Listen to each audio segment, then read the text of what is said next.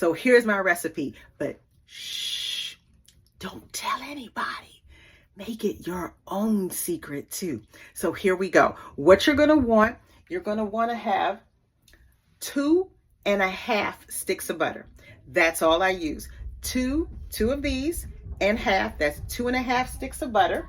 You're going to want to have a 2-pound bag of powdered sugar, and any brand will do, but we're just not going to even use this whole bag, right?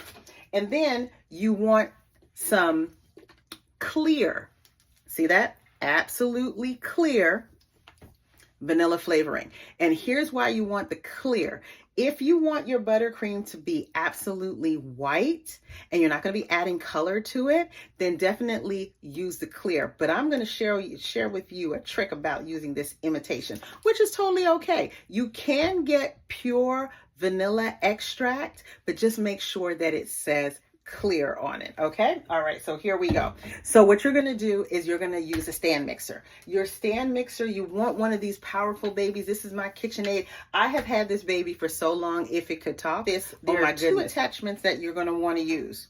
You want the wire whisk that comes with it, and you want the blade. The reason why you want both of these, you're going to use both of them. The wire whisk you're going to use to whip your butter, and you're going to keep on letting this go to get your butter white. We know that butter starts off yellow. Well, we want it to be white, and that's where this whisk is our friend, and it comes in super handy.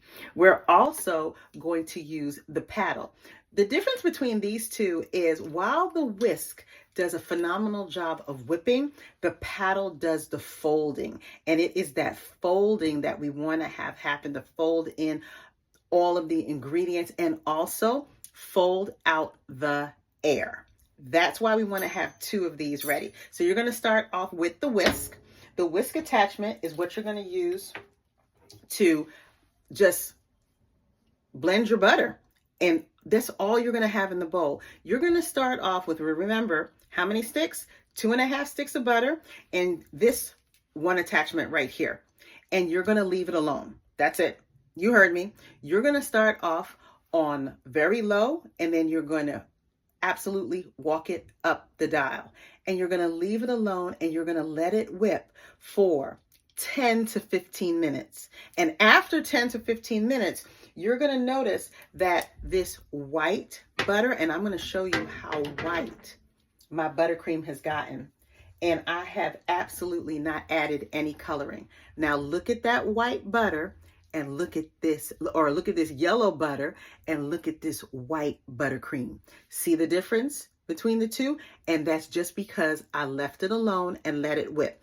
Feel free to let this machine do all of the work, and you can absolutely walk away. Now, after this has turned white, you're going to go ahead and you're going to add 1 to 3 teaspoons. Now, 1 to 3 teaspoons of your vanilla flavoring. And let me tell you why it's as much as 1 to 3. If it's going to be pure natural vanilla flavoring, 100%, then yes, absolutely use 1 teaspoon. But if you're going to use the imitation, which is totally okay, and Wilton happens to be one of my favorite brands and it tastes super delicious, then you want to go as much as 3 teaspoons. It's imitation flavoring. You're going to need more. It's just fact.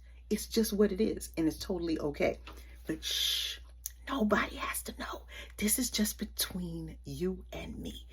Remember, that's one of the secrets. So there's a tip for you, okay? So you can absolutely use this, and you can add it right in. And remember, you're letting your whisk do the work. Now, after it has turned white and you're happy with the color, you're going to go ahead, add your flavoring, pull out this powdered sugar, and you're only going to actually add half of the bag. Half of the bag, that's it. So if this is a 2-pound bag, you're going to add 1 pound of powdered sugar. You're going to add that pound of powdered sugar, and another trick is to get a cloth and lay that over.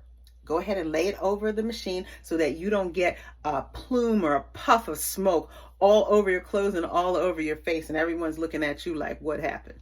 So you're going to let that sit. Let that plume of smoke go because you want to mix in all the powdered sugar. It's totally okay. You're going to let that go. Let it get all mixed in. Now, you might come back and say, well, wait a minute. Just half a bag? Nope. We're going to add a little bit more and you're going to taste as you go. Now, as you taste as you go, what you want to do is judge getting rid of that butter taste and getting this nice, fluffy, sweet buttercream taste. That's what you're going for. And once you've gotten it the way you like it, then that's it. You're going to stop. You're probably going to use only 3/4 of this bag. You do not have to use the entire 2-pound bag. Don't let anybody tell you that you have to, because you absolutely do not. Now, here's another trick for you. After you've done this, okay, the next thing you want to do is start judging the sweetness. Now, we've all had buttercream that was too sweet, and that just wasn't a lot of fun, right? So one of my tricks to add is a lemon.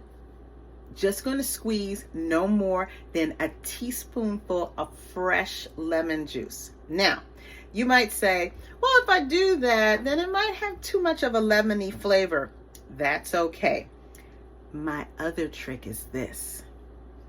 Some people may add milk. You might see that in some recipes, and that's okay. But milk is a fat, and what milk is gonna do, it's not really gonna cut the sweetness, it's gonna make it fluffy. And that's okay if you wanna go ahead and add milk. But if you do, add warm milk. The reason why you want to add warm milk is to start getting that creamy consistency in your buttercream. That's another trick right there. Now, back to cutting the sweetness. Believe it or not, I use vinegar. Yeah, come closer. You didn't hear that? I said vinegar. Yes, I sure did. I absolutely said you can use vinegar to cut the sweetness. And if you're already saying, oh my goodness, that's going to taste like vinegar, I don't think I want to do that, you won't taste a thing. Here's how you add it. You use a simple 1/2 teaspoon and you just drizzle it in.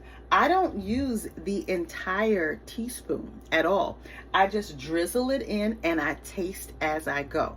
Now, I usually, when all is said and done, I probably add the entire teaspoonful, and that's okay because I'm always tasting as I go.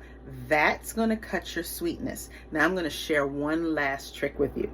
Have you ever made buttercream and it curdled and you thought it was bad? It really wasn't bad. What it is that the butter is super cold, and the butter and the sugar, they don't want to play together. The butter is still saying, I don't think I want to get next to that sugar as yet. What you have to do is add a little bit of heat. And the way that I add heat, remember, don't tell anybody. It's 1 tablespoon of hot water. That's it. 1 tablespoon of hot water will start to make your buttercream consistency absolutely get super smooth, and I'm working on it right now, and I can't wait to get this whipping around again. I'm still whipping it up. I probably have about another 5 minutes and it's going to be super creamy and smooth. I can't wait. I just can't wait. This is going to be so good. Now, if for some reason your buttercream is still tight, all you do is take about 1/3 cup of the actual buttercream, take it right on over to the microwave and nuke it and let it melt a little bit. Pour it right into your mixer, and that will make your buttercream start to get smooth. It'll smooth right out. Well, I've given you tips and tricks. You now have my buttercream recipe that you can have as a vanilla flavor, just as we went through the instructions on how to make it, or you can add 1/3 cup of cocoa, 1/3 cup of powdered cocoa to this and make it chocolate buttercream. Now, I've given you some tips, some tricks, and what I want you to walk away receiving from me is my thanks for all of the voting. I'm so thankful to all of you, and I am wishing everyone who's traveling safe travels, have a great time with family, and happy Thanksgiving to all. Keep the vibe going with the vote, and let's see what happens in 2025. Get that? 2025, it's all about the vibe. Happy Thanksgiving, everyone.